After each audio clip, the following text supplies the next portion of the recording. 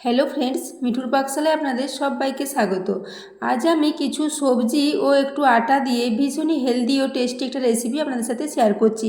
এই জন্য এখানে একটা মিডিয়াম সাইজের গাজর ছোটো টুকরো করে কেটে নিয়েছি, একটা টমেটো নিয়েছি, ওই সাথে একটু কড়াইশুঁটি নিয়েছি এবং একটা কাঁচা লঙ্কা ও দু টুকরো আদা নিয়েছি। এরপরে সমস্ত সবজিগুলোকে মিক্সির জারের মধ্যে নিয়ে নেব, তারপর একটু এটাকে পেস্ট তৈরি করে নেব। তো সেই জন্য সমস্ত সবজিগুলো একই সাথে দিয়ে দিচ্ছি। এখানে আপনাদের যদি বাড়িতে বাঁধাকপি থাকে, ক্যাপসিকাম থাকে, সেটাও আপনারা এখানে অ্যাড করতে পারেন। এখানে আপনাদের পছন্দ মতো সবজি দিয়ে আপনারা এটাকে একটু পেস্ট তৈরি করে নিতে পারেন। এরপর দেখুন আদা ও কাঁচা লঙ্কাটাও দিয়ে দিলাম। এরপর 2 চামচ জল দিয়ে এর একটা বেশ ভালো মতো পেস্ট রেডি করে নিচ্ছি। তো দেখতেই পাচ্ছেন একটা খুব সুন্দর পেস্ট তৈরি করে নিয়েছি। পেস্টটা খুব সুন্দর মিহি করে পেস্ট হয়েছে, এটা একদমই আর গোটা গোটা নেই। এরপর এখানে নিয়ে নিচ্ছি আটা। তো প্রথমে এখানে মেজারিং কাপ মেপে 1 কাপ পরিমাণে আটা নিয়ে নিচ্ছি। তো আটাটা নেওয়ার পর এখানে দিয়ে দেব স্বাদ মতো লবণ। তো পুরো রেসিপিতে যতটা লবণ প্রয়োজন হবে ততটা লবণই একসাথে দিয়ে দিচ্ছি। তো লবণটা দেওয়া হয়ে গেলে এখানে দিয়ে দেব জোয়ান। জোয়ান দিলে এর টেস্টটা ভালো লাগবে। তো জোয়ানটা দিয়ে দিলাম প্রায় হাফ টিস্পুন পরিমাণে। ওই সাথে দিয়ে দিচ্ছি প্রায় 1 চা চামচ পরিমাণে কসুরি মেথি। এরপরে শুকনো উপকরণগুলোকে প্রথমে আটার সাথে মিশিয়ে নেব। তো শুকনো উপকরণগুলো আটার সাথে আগে মিশিয়ে নিলাম, তারপর এখানে প্রায় 2 চা চামচ পরিমাণে একটু তেল দিয়ে দিচ্ছি। তেল দিলে এগুলো ভীষণই খাস্তা ও মুচমুচে হবে, সেজন্য এখানে 2 চা চামচ মতো তেল দিয়ে দিলাম। তেলটাকেও এরপর একটু এর সাথে মিশিয়ে নেব। তো তেলটা দিয়ে খুব ভালো করে এই আটার সাথে মাখিয়ে নেওয়া হয়ে গেলে এখানে দিয়ে দেব ওই যে পেস্টটা তৈরি করে রেখেছি, ওই সবজির পেস্টটা এখানে দিয়ে দেব। ওই সবজির পেস্ট দিয়ে এই আটাটাকে আজকে একটু মেখে নেব। এখানে আর কোনো জল কিছুই লাগবে না, তবে যদি একটু আটার প্রয়োজন হয় সেক্ষেত্রে একটু আটা মিশিয়ে নিতে হবে।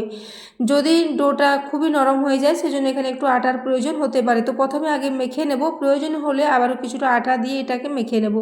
তো পুরো সবজির পেস্টটা এখানে দিয়ে দিলাম।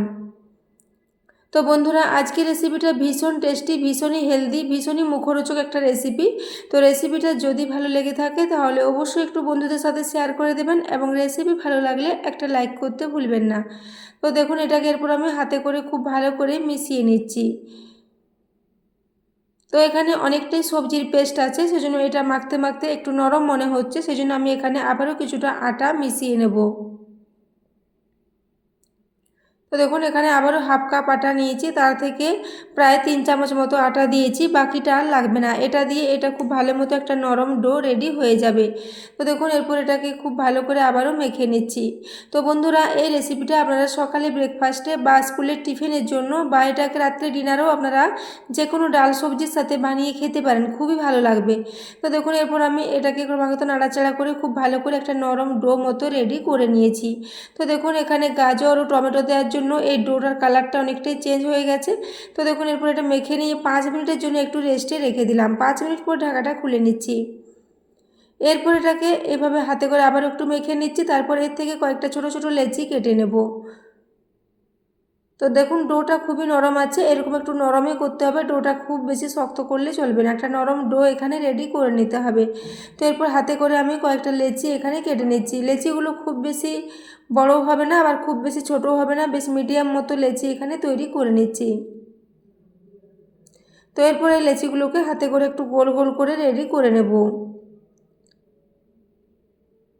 এইভাবে প্রত্যেকটা লেচিকে আগে গোল করে রেডি করে নিচ্ছি। তো দেখুন সবগুলো এখানে রেডি করে নিয়েছি। এরপর একটা চাকতি বেলুন নিয়ে নিয়েছি, চাকতিতে একটু তেল মাখিয়ে নিয়েছি। এরপর এখান থেকে একটা লেচি নিয়ে এইভাবে বেলে নিচ্ছি। এটা বেশ পাতলা রুটির মতো এটাকে বেলে নেব।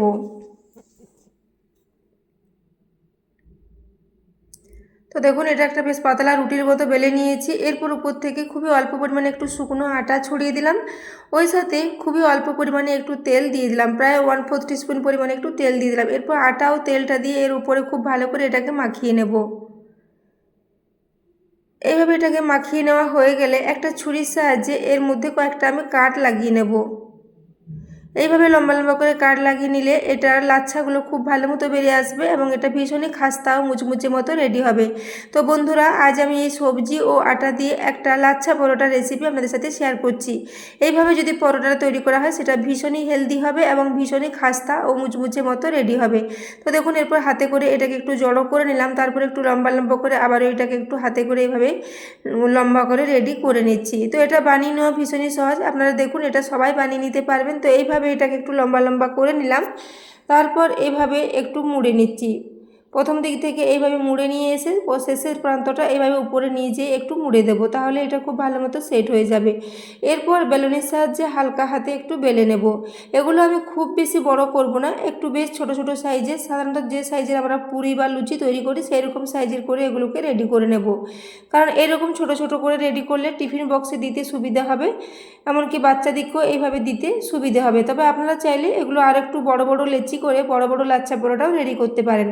তো দেখুন, এরপর আমি এগুলোকে এইভাবে একটু ছোটো ছোটো করে বেলে নিলাম। তো দেখুন, এগুলো খুব বেশি মোটাও হয়নি আবার খুব বেশি পাতলাও হয়নি, বেশ মিডিয়াম মতো রেডি হয়েছে। তো দেখুন, একেবারে সবগুলোকে বেলে রেডি করে নিয়েছি।